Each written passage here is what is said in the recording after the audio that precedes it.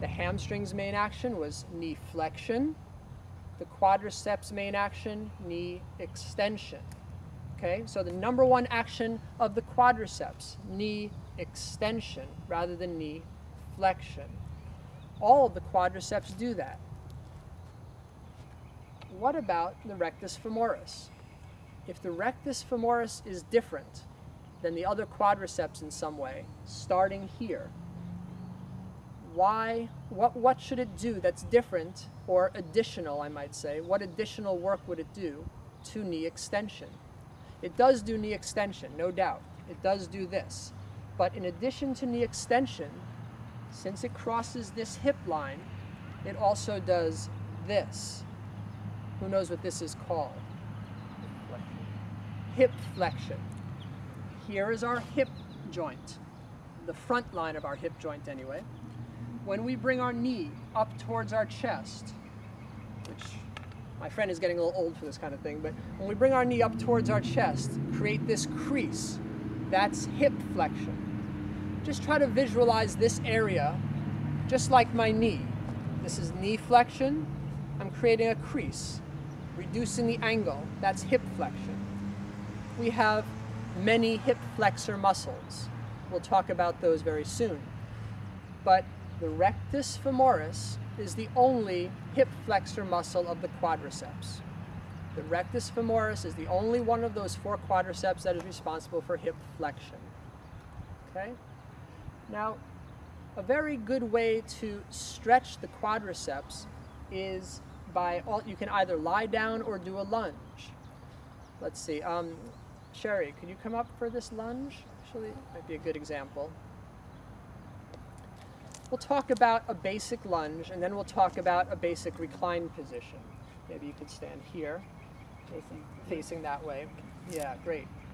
Now, once she takes her right leg forward and her left leg back, and keep the legs straight, this would be an ideal position to stretch her hamstrings. She could come forward with a straight spine over her leg, and she can stretch her hamstrings. But as soon as she bends her knee, now she's got hip flexion and knee flexion.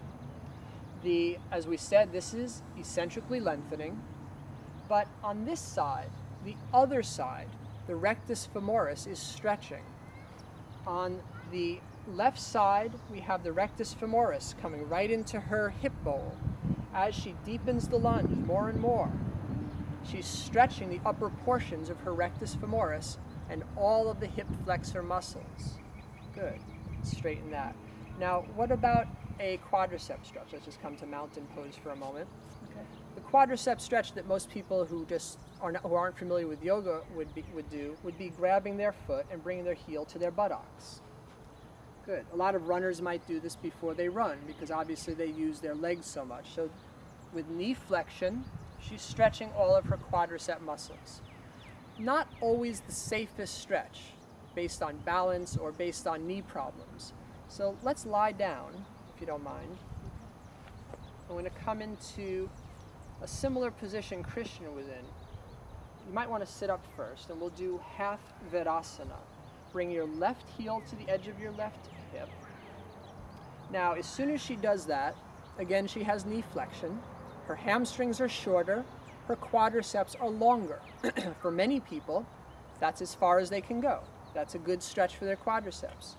Now, to be safe, you should have this knee bent to the ceiling.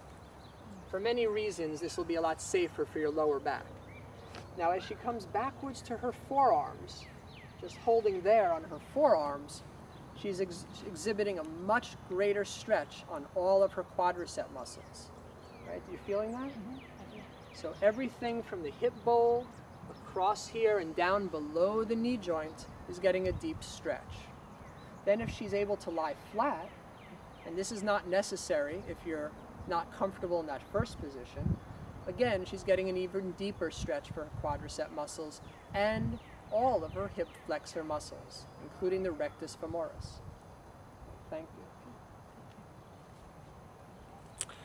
So in any lunge that we do, especially if the back knee is off the floor, whether it's this type of lunge or warrior or even warrior 2, our quadricep muscles are eccentrically lengthening. One last thing I want to say about the quadriceps though, since a lot of us will be doing yoga. Generally speaking, the lateral quadricep, the outside, is a lot larger and stronger than the inside. So we have to really do the lunges with good alignment to get the most out of it. Rich, could you come up for a second? I'm wearing shorts, this will be helpful. Maybe we'll face this way this time. Can you come into a basic lunge as Sherry did?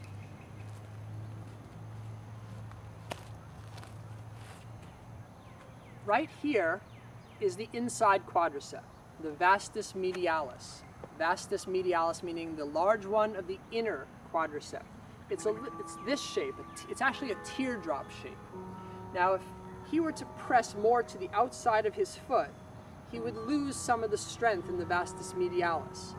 He gets more strength if he's putting his weight on the outer edge of the foot in his vastus lateralis, the outside of the quadricep. So in any lunge that we do, we want to really push to this instep and the big toe.